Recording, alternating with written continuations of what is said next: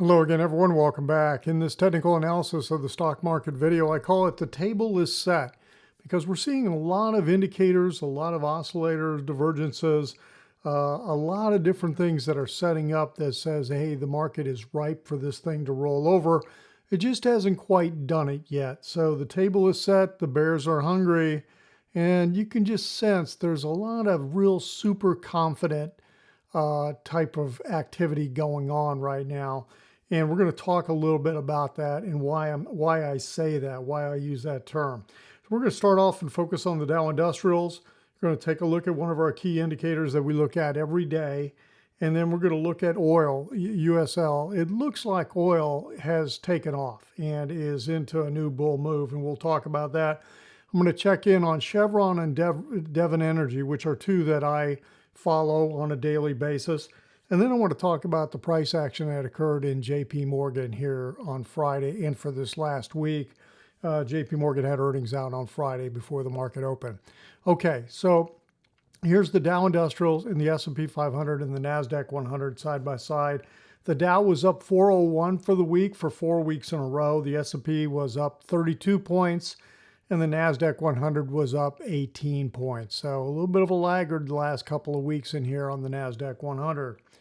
So we'll see what kind of follow through we get in here. Are we running out of momentum on the weekly? You could see it looks like maybe we're kind of trying to switch gears a little bit over here on the Dow Industrials. Haven't quite done it yet on the S&P. The moving averages crossing over to the downside. Let's take a look at the Dow and the transports, because the transports broke this counter trend line here several weeks ago, actually the week of March 12th. And then we had the snapback, the kiss goodbye to the trend line. And then all we've done is just consolidated. We had an inside candle. This range was inside the previous week, and this last week was inside that week. So what are we doing? We're compressing in here. So it's going to be interesting to see how long that activity goes on before we take out the lows and break down and continue the breakout. Okay, so right now it looks to me like the industrials and the transports are pretty much in sync. We want to see who takes out this September low, and do they stay in sync in doing that? Okay, so that is the picture there. Let's go back and take a look at the Dow Industrials. So the Dow on Friday was down 143 points, and as I said, for the week up 401. So here's the daily picture, and we've got two different scenarios for the Elliott wave picture. Let me just talk about that. Let me go to this scenario. This is really my preferred count right now. I'm going to focus just on the daily for now. Okay, so right now I think there's a very real possibility that we're doing like an expanding leading diagonal pattern in here for the Dow. A lot of vacillations, oscillating back and forth in here.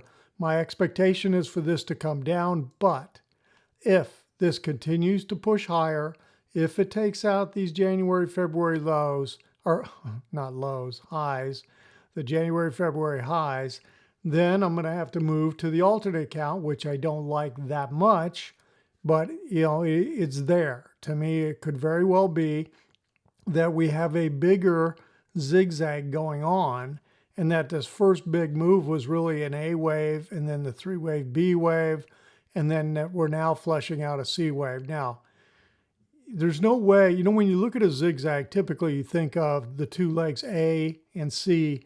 The first thing you think of is where are they equal? Well, it's not good. If this were the scenario, if we migrate to this, C is not going to be equal to A because it'll put it above the beginning of the first wave down, the first cycle wave down. Why is that doing? Oh, I see what's doing. It's messing with it here. And let's get that out of the way. There we go. See, we have cycle wave 1, cycle wave 2. This is the alternate, okay? So my first target would be if we push above these highs right here, my first target would be up here where 61.8%, C equals 61.8% of A, and that's at 35,169. But first things first. Let's go back to the scenario that we're currently in. So what makes us think that maybe we're ready to roll over? Let's drill down and take a look at, here's an hourly view. Okay, so this is looking at the C wave, the ABC wave in here within that fourth wave, this fourth minute wave, okay, this bigger wave. And I think we've got 5 waves up within this structure. Now, this was getting a little tricky in here, but I think there's a very real possibility that we've got 5 waves. We're sure getting the divergence in here. So if this is the case, there's a pretty good chance that we're going to be heading south on Monday morning. Okay. Now, we may pull back a little bit higher yet, the first hour of the day or something, maybe. But there's, if this scenario is playing out, this should be it. And we should be heading down in the 5th minute wave of minor 1, this wave right here. And it should be starting on Monday. So we'll see what we get. All right, that's the scenario. I've talked about the alternate count. All right, I want to take a look at the VIX, and this is why I think, I talk about people are super confident right now. Let me pull that up. Okay, the VIX closed on Friday at 1707, down 73 cents. Okay, so practically on the low. Was the low? Yes, it closed on the low of the day. An interesting little pattern, though, when I look at this. Now, when is the last time we closed this low? This is the lowest close since all the way back over in January 4th. January 3rd was the close, actually. You had a low on the 4th. January 3rd was the close. But this pattern looks very similar to the pattern that we're just doing right now in here. What am I doing with the shading area? The shading area is where I'm highlighting kind of a zone where the VIX has run out of steam and then reversed back out of it. So kind of putting that as like a watch zone when we get up into that. And so far we haven't gotten back up into it here since the first of the year. But this is going to be real interesting to see how does this play out. And back over here in January, this low and this kind of activity right in here, this occurred right at the peak of the bull market. Okay, this is where, the previous, the intermediate wave 5, of primary wave 5, of cycle wave 5, it all peaked in January on the Dow and the S&P 500. Okay, the NASDAQ peaked in November, but the Dow and the S&P all peaked right in here at this time.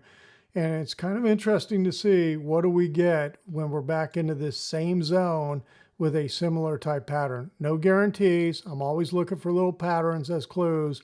And this one kind of jumped out at me. So that's what we're watching for this coming week. Let's take a look at oil. Here's the picture I've got on USL. And I really have gone, I had a triangle in this for this area. Then it went away because of complication in terms of the way the price action was turning out. And then this just played out and came back. Now, I'll tell you the one thing that gives me a little bit of heartburn about this is this C wave right here is pretty short.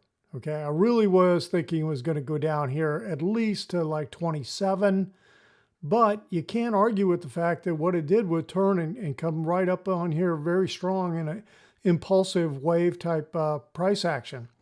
And it looks like, we've got 1, 2, 3, sideways 4, like we're into a 5th wave, although I'm not seeing divergence in here. You don't have to have divergence, but I mean, like, look, you didn't get divergence at the peak right here, okay? But a lot of times I look for it, but right now I'm going to be watching for price action. I think we're ripe for this thing to come back and correct a little bit, but it looks to me like we are off and running here in a new wave up. And let me go over here to the weekly. So, I think I would have to, and I don't have the cycle waves on here, but I'd have to say this looks to me like, we had a big 5-wave move here. We got the corrective activity. It's a little shallower than I would have expected, but now it looks like we're going. And so going to be watching this, going to be watching first for corrective move in here, and then we'll see how that develops, how the waves look, and we'll go from there. But right now, I'd have to say I'm leaning to the bull side when it comes to oil. Now, so if that's the case, I'm also watching some oil stocks. And let me pull up Chevron and Devon Energy, because those are looking kind of interesting to me. But I'm also, because, you know, they've had nice little short-term moves and, you know, short-term turn to the upside in here and a nice little run. I would not be surprised to see these pull back. And as they pull back, it could be an interesting time to get on board. So this is going to be interesting to watch here with Chevron, and we're watching this pretty closely. This actually, I don't have an Elliott wave. You know, I haven't laid out the Elliott waves on this, but, you know, when you look at this over here on a weekly, this looks like a three-wave move. So it almost looks like, you know, an A, B, and C. Like maybe you could count a little five-wave move here. 1, 2, 3. Yeah, it's really a little bit tough right now. This could be a running flat, but I'm just gonna watch the price action and the indicators on this one. Now Devon looks like it did a little bit of a flat. Not Devon Energy, not Devon Energy. It looks to me like it did a 3-3 and, you know, come back down here for a C wave. So we'll see if we can get the price action continuing to push to the upside. But again, I wouldn't be surprised to see a little bit of a pullback in sync with the expectation of a pullback on oil. But that is the picture that we're watching over here on a couple of energy oil stocks. Let's take a look at JP Morgan. JP Morgan had earnings out before the market, and then it exploded to the upside on the open, and it just continued to push all day long in here, up $9.74 at the close. Huge gap, huge volume to the upside.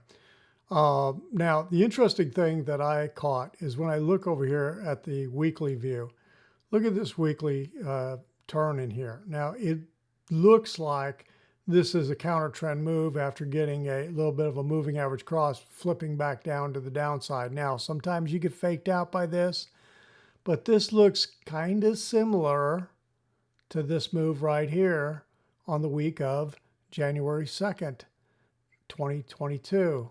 Well, here we are back January 2nd. Wasn't I just talking about January 3rd and January 4th with the VIX? Now, this is kind of interesting. And it's going to be interesting to see, do we get this kind of a week right here following this kind of a move? That's what caught my eye on JP Morgan. So we'll see whether or not this can maintain, man, I can't talk today, maintain the momentum, or is it reverse this coming week? All right, that's it for this weekend. If you felt like the video was helpful, give it a thumbs up. If you're not a subscriber to the channel, hit that little subscriber button. And if you'd like more of this information on a regular basis, head on over to joehenches.net. Check out the website, check out the membership. Everyone have a great week. We'll talk to you on the next video.